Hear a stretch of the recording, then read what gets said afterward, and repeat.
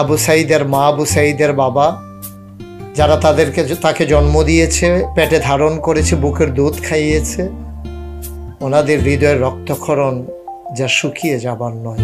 যে জালিম সরকার কোনোভাবেই তারা ছাত্রদের এই দাবিকে মেনে নিয়ে ছাত্রদের সাথে একাত্মতা ঘোষণা করবে কিনা, কারণ জালেম সবসময় জুলুম করতেই পছন্দ করে।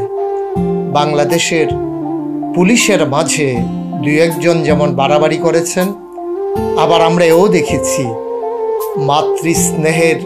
মাতৃস্নেহ দিয়ে, পিতৃত্বের বন্ধন দিয়ে অসুস্থ ছেলেটাকে, আহত ছেলেটাকে কাঁধে করে ঘুম পাড়ানো বাচ্চার মতো যারা হাসপাতালের দিকে ছুটে গিয়েছেন, যারা নিজের গোড়ামির উপরে অটল থাকবে, যারা তাদের নেত্রী পালিয়ে যাওয়ার পরেও যিনি কর্মীদের কোনো চিন্তাও করেননি, অনুসারীদের কোনো চিন্তাও করেননি, দেশবাসীর কোনো চিন্তাও করেননি যে মানুষগুলোকে আমি কোথায় রেখে যাচ্ছি।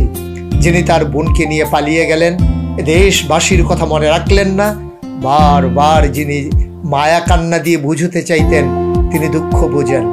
আজকে তার প্রমাণ দিয়ে দিলেন তিনি কতটুকু দুঃখ বোঝেন।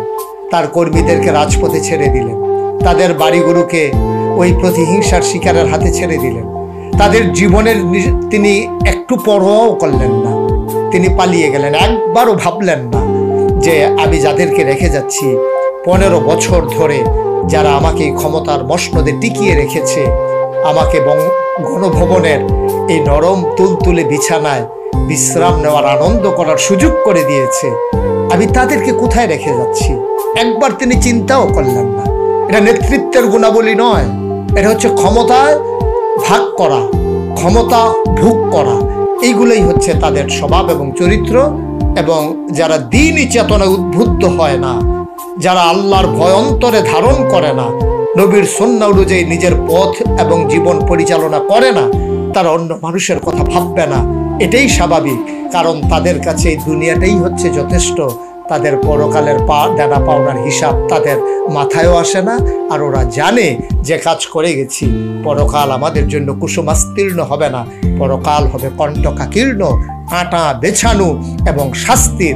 এজন্য তারা দুনিয়াতে যতদিন বেঁচে থাকতে পারে এটাকেই নিজেদের জীবনের সার্থকতা মনে করে। এ থেকে সবাইকে শিক্ষা নিতে হবে, সবাইকে শিক্ষা নিতে হবে। আমরা কাদের পিছনে এতদিন দৌড়ালাম?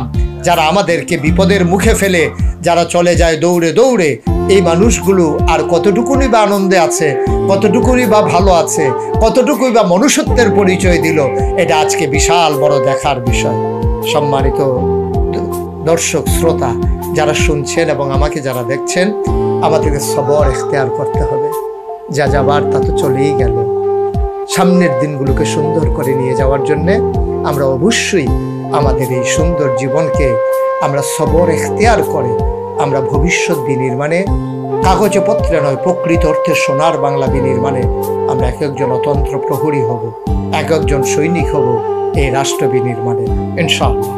আল্লাহ তাবারক ওয়া তাআলার দরবারে আমরা লাখো কোটি শুকরিয়া জ্ঞাপন করছি, যিনি আমাদেরকে, আপনারা জানেন দেশ আজকে আনন্দে ভাসছে, দেশের মানুষ আজকে আবেগে আপ্লুত।